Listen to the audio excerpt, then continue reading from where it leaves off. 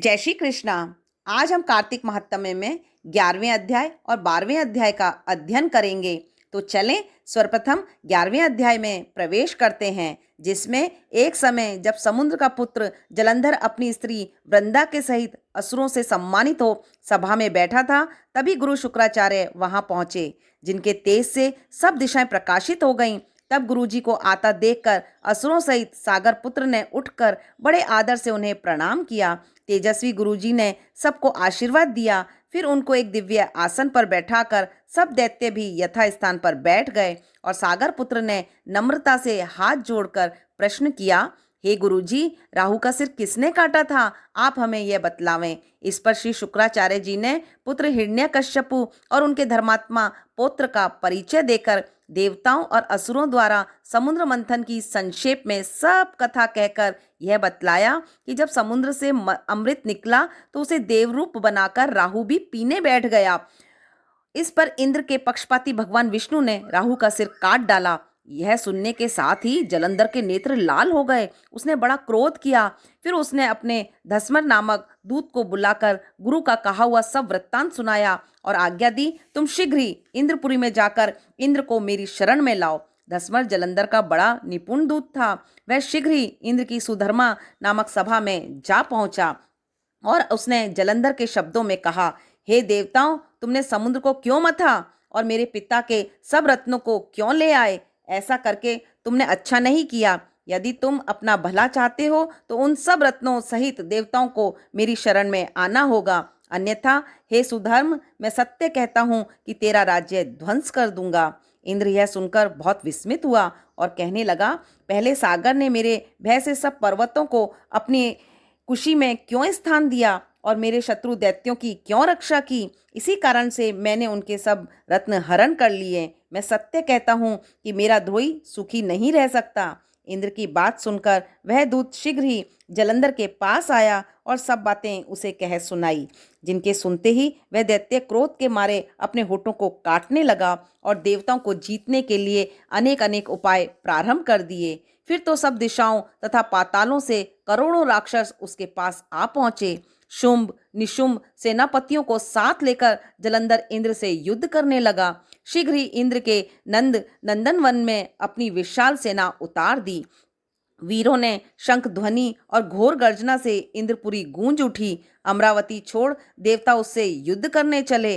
भयानक मार काट हुई। दोनों पक्षों के आचार्य अपने अपने मृतकों को जलाने लगे। असुरों के आचार्य गुरु शुक्र अपनी मृत संजीवनी विद्या से और देवगुरु बृहस्पति द्रोणागिरी से औषधि लाकर मुर्दों को जिंदा करने लगे। इस पर जलंधर ने अपनी गुरु शुक्राचार्य जी से क्रोधित होकर कहा, मेरे हाथ से मरे हुए देवता वापस कैसे जी जाते हैं? जिलाने वाली औषधियां तो सबके पास हैं, फिर ये कैसे संभव है? इस पर श्री शुक्राचार्य जी ने गुरुदेव श्री बृहस्पति जी द्वारा द्रोणागिरी से औषधि लाकर देवताओं को जिलाने की बात कही। यह सुनकर जलंधर और भी क्रोधित हो गया। श्री शुक्राचार्य जी ने कहा, क्रोध क्यों करते हो? यदि शक्ति है तो द्रोणागिरी पर्वत को उखाड़कर समुद्र में फेंक दो, तब मेरे कथन की सत्यता प्रमाणित हो जाएगी। इस पर जलंधर क्रोधित होकर शीघ्र ही द्रोणागिरी पर्वत के पास जा पहुंचा और अपनी भुजाओं द्वारा उसे जड़ से उखाड़कर समुद्र में फेंक दिया। यह भगवान शंकर का तेज था, जिससे जलंधर ने यह विचित्रता दिखाई। तत्पश्चात यह सागर पुत्र युद्ध भूमि में आकर बड़े वेग से देवताओं का संहार करने लगा। जब गुरु बृहस्पति औषधि लेने के लिए द्रोणागिरी पर्वत पर पहुंचे तो द्रोणागिरी की जगह तो वहां पर सूना मैदान मिला। तब वह भयभीत होकर देवताओं के पास पहुंचे और कहा, युद्ध बंद कर दो, युद्ध बंद कर दो, तुम लोग अब जलंधर से नहीं जीत सकोगे। पहले तो इंद्र ने जो भगवान शंकर का अपमान किया था, यह उसी का फल है। यह सुनकर देवता युद्ध की आशा त्याग अत्यंत ही व्याकुल हो इधर उधर भागने लगे। सिंधु सूत निर्भय होकर अमरावती में प्रविष्ट हो गया। इंद्र आदि सभी देवताओं ने गुफाओं में जाकर शरण ली। जय श्री कृष्णा। अब हम 12वें अध्याय में प्रवेश करते हैं, जिसमें श्री नारद जी ने कहा, तब जलंधर को अपनी खोज में आता देखकर इंद्र आदि देवता भय से कंपित होकर वहां से भी भाग निकले। भागकर वह वैकुंठ में भगवान विष्णु के पास पहुंचे। फिर देवताओं ने अपनी रक्षा के लिए उनकी स्तुति की। देवताओं की इस दीन वाणी सुनकर करुणा सागर भगवान विष्णु ने उनसे कहा, देवताओं, तुम भय को त्याग दो, युद्ध में मैं शीघ्र ही उस जलंधर को देखूंगा। ऐसा कहने के साथ ही भगवान गरुड़ पर जा बैठे। तब देवताओं सहित उन्हें युद्ध क्षेत्र की ओर आता देखकर समुद्र तन्या लक्ष्मी के नेत्रों में जल भर आया और उन्होंने कहा, हे नाथ, यदि मैं सर्वदा आपकी प्रिय हूँ और भक्त हूँ तो मेरा भाई आप द्वारा युद्ध में कैसे मारा जाना चाहिए।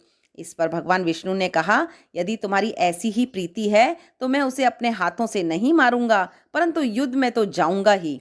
क्यों? क्योंकि देवताओं ने मेरी बड़ी स्तुति की है। ऐसा कहकर शंख, चक्र, गदा, पद्मधारी भगवान विष्णु गरुड़ पर चढ़े हुए शीघ्र ही युद्ध के उस स्थान पर जा पहुंचे जहां पर की जलंधर विद्यमान था। विष्णु के तेज से कंपित देवता सिंहनाद करने लगे।